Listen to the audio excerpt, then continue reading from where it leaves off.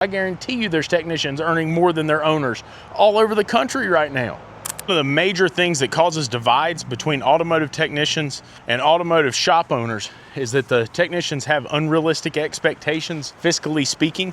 I talk to a lot of technicians who are dead set on the number $100,000. Some say it's 120, some say it's 150, whatever the number is.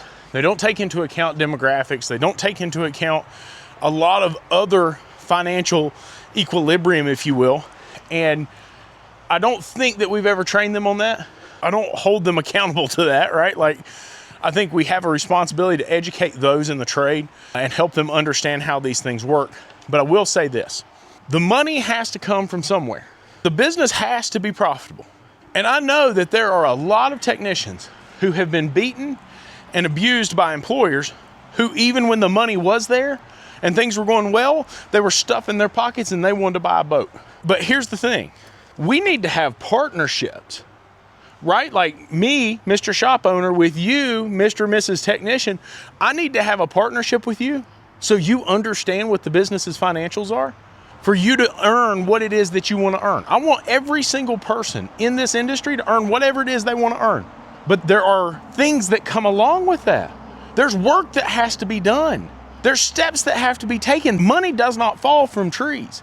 And it's sad because I think the same thing that causes a lot of technicians to have really tough financial lives because they don't have the financial knowledge is also what causes them to believe it's all because they're being underpaid that they see coming in on each repair order. And it's because they don't understand. They don't see the numbers. Now, why do you think I share the numbers with my people? Because I want them to see it. I am not a great financial guy. I'm not going to stand here and tell you that I am. I'm not.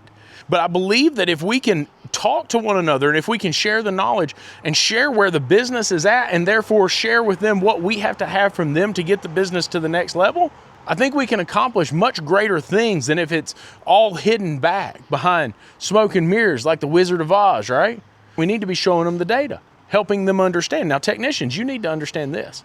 The money, again, does not just fall from trees. So for you to earn what it is you want, there are specific sets of metrics that we have to put in place in the business. That could cause us to raise our labor rates, raise our part prices, do lots of things. I hear a lot of technicians coming back and saying, dude, that's not okay. You're ripping people off. You're charging too much and you're not paying enough.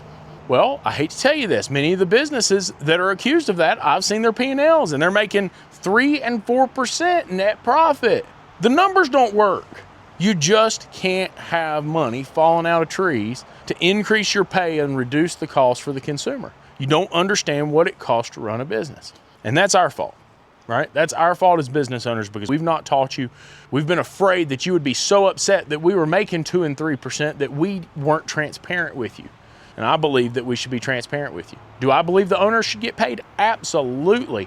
You would not believe how low some of these owners are paid for running their businesses. I guarantee you there's technicians earning more than their owners all over the country right now. It's just because you don't understand. It's because you don't have the data.